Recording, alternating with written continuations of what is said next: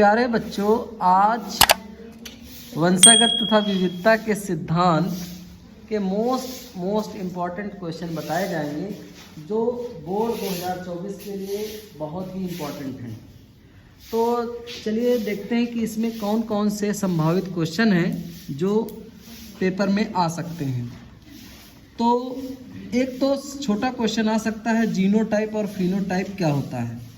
Genotype और phenotype हमेशा एक नंबर का पूछा जा सकता है।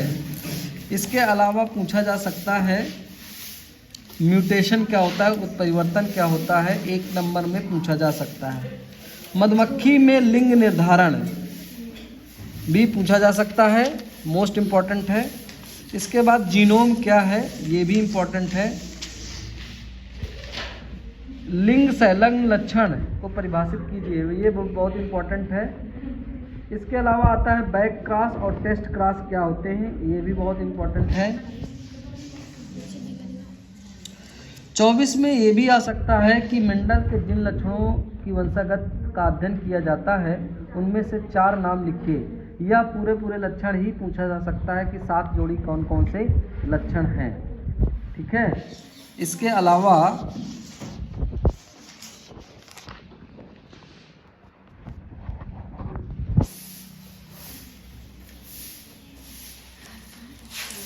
जीन रूप और दृश्य रूप में क्या अंतर है, क्या लक्षण है, ये आपको याद करना है। जीन और एलील तो ऐसे ही बस एक जानने के लिए है, बाकी इम्पोर्टेंट तो नहीं है कि जीन क्या होता है, एलील क्या होता है। क्रॉसिंग ओवर भी पूछा जा सकता है कि या कोशिका के किस अवस्था में पाया जाता है। तो क्रॉसिंग ओवर किस अवस्था में पाया जाता है, ये आपको याद रखना है अर्धसूत्री विभाजन के प्रोफेज फर्स्ट में। अपूर्ण प्रभाविता मोस्ट इम्पॉर्टेंट आप लोग पढ़ लेंगे, अपूर्ण प्रभाविता। इसके बाद वर्णांता और हीमोफीलिया ये भी पूछा जा सकता है। सह प्रभाविता भी पूछा जा सकता है, ए बी ब्लड ग्रुप वाला।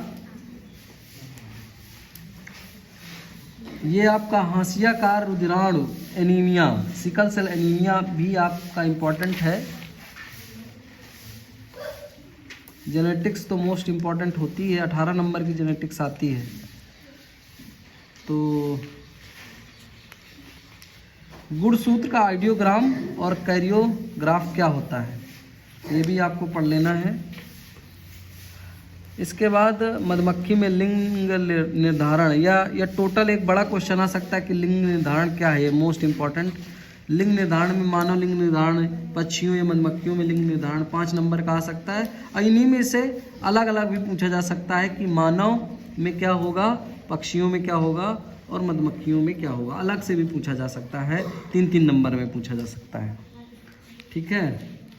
इसके अलावा आपका आता है एक संकर क्रॉस, द्विसंकर क्रॉस भी मंडल का पढ़ लेना आपने।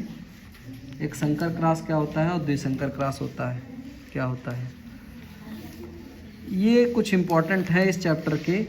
इसके बाद आपका ये जो आता है वंशावली पेडिग्री एनालिसिस, ये केवल और केवल डेफिनेशन आएगी और कुछ नहीं आएगा कि पेडिग्री क्या होती है, वंशावली विश्लेषण क्या होता है, बस इतना ही पूछा जाता है।